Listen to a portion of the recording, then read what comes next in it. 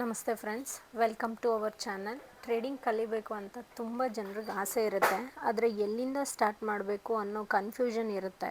So ಈ ಚಾನಲ್ನಲ್ಲಿ ನಾನು ಬೇಸಿಕ್ಕಿಂದ ಅಡ್ವಾನ್ಸ್ ಕಾನ್ಸೆಪ್ಟ್ವರೆಗೂ ಸಿಂಪಲ್ ಕನ್ನಡದಲ್ಲಿ ಹೇಳ್ಕೊಡ್ತೀನಿ.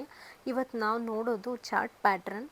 ಇವು ಮಾರ್ಕೆಟ್ ಮುಂದೇನು ಮಾಡಬಹುದು ಅನ್ನೋ ಸಿಗ್ನಲ್ ಕೊಡುತ್ತೆ. ಫಸ್ಟ್ ಫ್ರೆಂಡ್ಸ್, ಟ್ರೇಡಿಂಗ್ನಲ್ಲಿ ಪ್ರಾಫಿಟ್ ಮಾಡಬೇಕಂದ್ರೆ ಚಾರ್ಟ್ ಪ್ಯಾಟ್ರನ್ ಗೊತ್ತಿರೋದು ತುಂಬ ಇಂಪಾರ್ಟೆಂಟ್. ಇವತ್ತು ನಾವು ಮೋಸ್ಟ್ ಇಂಪಾರ್ಟೆಂಟ್ 4 ಚಾರ್ಟ್ ಪ್ಯಾಟ್ರನ್ಸ್ನ ನೋಡೋಣ. ಇದರಲ್ಲಿ ಫಸ್ಟ್ ನೋಡ್ತಾ ಇರೋದು ನಾವು ಟ್ರಯಾಂಗಲ್ ಪ್ಯಾಟ್ರನ್. ಇದರಲ್ಲಿ ಸ್ಕ್ವೀಸ್ ಆಗ್ತಾ ಇರೋ ಸೆಟಪ್ಪು, ಬೈಯರ್ ಸೆಲ್ಲರ್ ಇಬ್ಬರೂ ಸಹ ಫೈಟ್ ಮಾಡ್ತಾ ಇರ್ತಾರೆ. ಆಮೇಲೆ ಒಂದು ಸ್ಟ್ರಾಂಗ್ ಬ್ರೇಕ್ಔಟ್ ಬರುತ್ತೆ.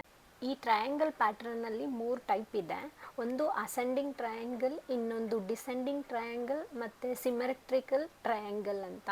ಸೊ ಈಗ ಮೊದಲು ನಾವು ಅಸೆಂಡಿಂಗ್ ಟ್ರಯಾಂಗಲ್ ಬುಲ್ಲಿಶ್ ಪ್ಯಾಟ್ರನ್ ಬಗ್ಗೆ ನೋಡೋಣ. ಇಲ್ಲಿ ರೆಸಿಸ್ಟೆನ್ಸ್ ಸೇಮ್ ಇರುತ್ತೆ, ಆದರೆ ಸಪೋರ್ಟ್ ಸ್ಲೋಲಿ ಮೇಲೆ ಬರ್ತಿರುತ್ತೆ. ಆವಾಗ ನಾವು ತಿಳ್ಕೋಬೇಕು ಬೈಯರ್ ಸ್ಟ್ರಾಂಗ್ ಆಗ್ತಿದ್ದಾರೆ.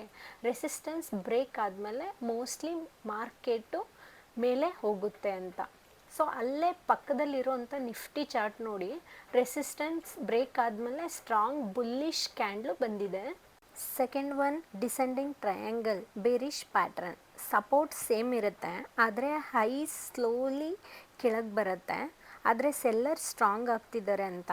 ಸಪೋರ್ಟ್ ಬ್ರೇಕ್ ಆದಮೇಲೆ ಮಾರ್ಕೆಟ್ ಕೆಳಗಡೆ ಹೋಗೋ ಚಾನ್ಸ್ ಜಾಸ್ತಿ ಅಂತ. ನೆಕ್ಸ್ಟ್ ಬಂದ್ಬಿಟ್ಟು ಸಿಮೆಟ್ರಿಕಲ್ ಟ್ರಯಾಂಗಲ್ ಅಂತ. ಇದು ನ್ಯೂಟ್ರಲ್ ಪ್ಯಾಟ್ರನ್. ಮಾರ್ಕೆಟ್ ಎರಡೂ ಸೈಡ್ ಸಹ ಕ್ವೀಸ್ ಆಗಿರುತ್ತೆ. ಸೊ ಬ್ರೇಕ್ಔಟ್ ಯಾವ ಸೈಡ್ ಆಗುತ್ತೋ ಆ ಸೈಡು ಮೂವ್ ಬರುತ್ತೆ. ನೆಕ್ಸ್ಟ್ ಬಂದ್ಬಿಟ್ಟು flag and pattern. Flag pattern continuation pattern. Strong move ಆದಮೇಲೆ ಸ್ಮಾಲ್ ಕನ್ಸಾಲಿಡೇಷನ್ ಬರುತ್ತೆ. ಬುಲ್ ಫ್ಲ್ಯಾಗ್ ಪ್ಯಾಟ್ರನ್, ಅದರಲ್ಲಿ ಸ್ಟ್ರಾಂಗ್ ಬುಲ್ಲಿಶ್ ಮೂವ್ ಬರುತ್ತೆ, ನಂತರ ಸ್ಮಾಲ್ ಡೌನ್ವರ್ಡ್ ಚಾನಲ್ ಕ್ರಿಯೇಟ್ ಆಗುತ್ತೆ. ಬ್ರೇಕ್ಔಟ್ ಆದಮೇಲೆ ಮಾರ್ಕೆಟ್ ಮತ್ತೆ ಬುಲ್ಲಿಶ್ ಕಂಟಿನ್ಯೂಯೇಷನ್ ಆಗುತ್ತೆ.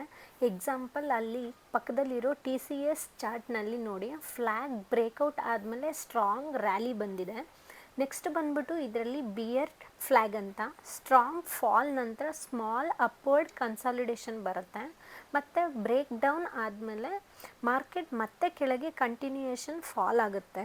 ನೆಕ್ಸ್ಟ್ ಬಂದ್ಬಿಟ್ಟು ರೆಕ್ಟ್ಯಾಂಗಲ್ ಪ್ಯಾಟ್ರನ್. ರೆಕ್ಟ್ಯಾಂಗಲ್ ಪ್ಯಾಟ್ರನ್ ಅಂದರೆ ಮಾರ್ಕೆಟ್ ರೇಂಜ್ ಒಳಗೆ ಮೂವ್ ಆಗೋದು ಅಂತ. ಇದರಲ್ಲಿ ಬುಲ್ಲಿಶ್ ರೆಕ್ಟ್ಯಾಂಗಲ್ ಮತ್ತು ಬೇರಿಶ್ ರೆಕ್ಟ್ಯಾಂಗಲ್ ಅಂತ ಬರುತ್ತೆ. ಸೊ ಫಸ್ಟು ಬುಲ್ಲಿಶ್ ರೆಕ್ಟ್ಯಾಂಗಲ್ನ ನಾವು ನೋಡೋಣ. ಪ್ರೈಸು ಸಪೋರ್ಟ್ ಮತ್ತು ರೆಸಿಸ್ಟೆನ್ಸ್ ಮಧ್ಯ ಬೌನ್ಸ್ ಆಗುತ್ತೆ. ರೆಸಿಸ್ಟೆನ್ಸ್ ಬ್ರೇಕ್ಔಟ್ ಆದಮೇಲೆ ಸ್ಟ್ರಾಂಗ್ ಬುಲ್ಲಿಶ್ ಮೂವ್ ಬರುತ್ತೆ.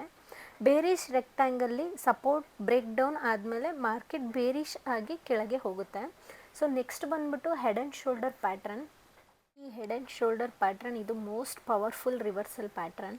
ಮೊದಲು ಲೆಫ್ಟ್ ಶೋಲ್ಡರ್, ನಂತರ ಬಿಗ್ ಹೆಡ್, ಆಮೇಲೆ ರೈಟ್ ಶೋಲ್ಡರ್ ಕ್ರಿಯೇಟ್ ಆಗುತ್ತೆ. ನೆಕ್ಲೈನ್ ಬ್ರೇಕ್ ಡೌನ್ ಆದಮೇಲೆ ಮಾರ್ಕೆಟ್ ಬೇರಿಶ್ ರಿವರ್ಸಲ್ ಕೊಡುತ್ತೆ.